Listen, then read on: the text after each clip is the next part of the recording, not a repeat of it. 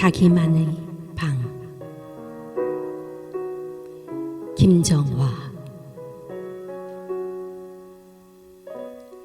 단칸방. 어릴 적 우리 집은 방이 하나밖에 없었다. 들판 한가운데 내려앉은 둥근 초가지붕 하나, 마당과 경계 없이 사방으로 탁 트인 농과 밭, 새들의 울음을 싣고 흐르던 낮고 긴 강, 둥글게 그어졌던 지평선 그림자, 그리고 내 식구가 누우면 군불이 약해도 훈훈하기만 했던 방. 내가 태어나 20년 동안 살았던 그곳은 어머니의 자궁처럼 편안했다. 방 안에 켜둔 호롱불은 밤이 깊도록 꺼지지 않았다.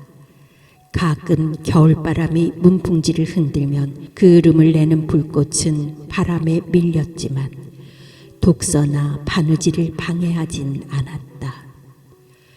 시골 외딴 집까지 전기선이 닿으려면 따로 전봇대를 세워야 한다고 했다.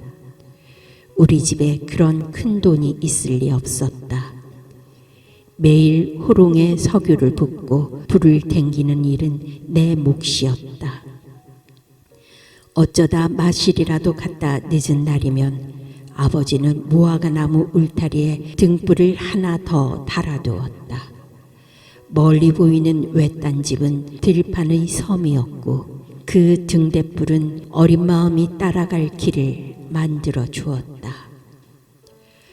집을 나서면 논두렁과 미나리꽝 길이 탯줄처럼 이어졌다.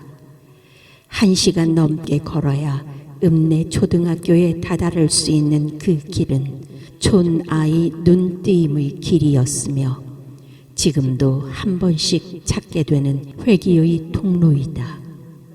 나는 그 길을 따라 조금씩 세상 밖으로 나왔다. 그러다 우연히 읍내 친구 집에 놀러갈 기회가 생겼다. 2층 하늘색 양옥집에는 당시 드물게 수세식 화장실이 딸려 있었다. 친구 어머니는 꾀재재한 시골 아이에게 절평과 꿀이 담긴 간식을 내어왔다. 어린 눈에 비친 친구의 방은 경이로웠다. 작은 옷장과 혼자 쓰는 서랍장이 있었고 나무로 만든 앉은뱅이 책상이 놓여 있었다. 놀라웠다. 9살 아이에게 책상이 있는 자기만의 방이라니. 이후 소원은 내 방을 하나 갖는 것이었다. 게다가 작은 탁자라도 하나 놓으면 세상 부러울 게 없을 것 같았다. 나만의 공간 만들기가 시작되었다. 방 한쪽에 이불을 쌓아 올려 몸을 숨겼고 우산을 구석에 펼쳐두고 그 속에 쭈그려 앉아 책을 읽었다. 어떤 때는 쪽마루 아래 보자기를 발처럼 내려놓고 먼지를 뒤집어 쓴 채 잠이 들기도 했다. 나만의 공간은 무시로 지어졌다 헐리기를 반복했다. 훌쩍 20년이 흘렀다. 단칸방 생활은 아버지의 죽음 이후에 끝이 났지만 내 방은 없었다. 동네 복판으로 이사를 나와서는 어머니와 한 방을 썼고 어머니 죽음 후에 동생과 함께 지냈으나 여전히 자신만의 공간은 없었다. 결혼 후에도 마찬가지였다. 그동안 나는 국문학 공부를 하였고 막연하게 가졌던 문학의 꿈을 가까이 하고자 인근 대학에서 개최하는 문학 강좌를 들으며 습작을 시작했다. 그즈음 우연히 책상도 밥상도 아닌 앉은뱅이 나무 탁자가 하나 생겼다. 젊은 공학도가 과제용으로 만들어 제출하고서 버린 것으로 아무도 그 탁자에 관심을 두지 않았다. 나는 그것을 베란다 한쪽에 놓고 시간이 날 때마다 탁자 앞에 코를 박은 채 책을 읽고 일기를 쓰고 글감도 생각했다. 아마 그곳이 처음으로 갖게 된 나만의 작은 자리였지 싶다.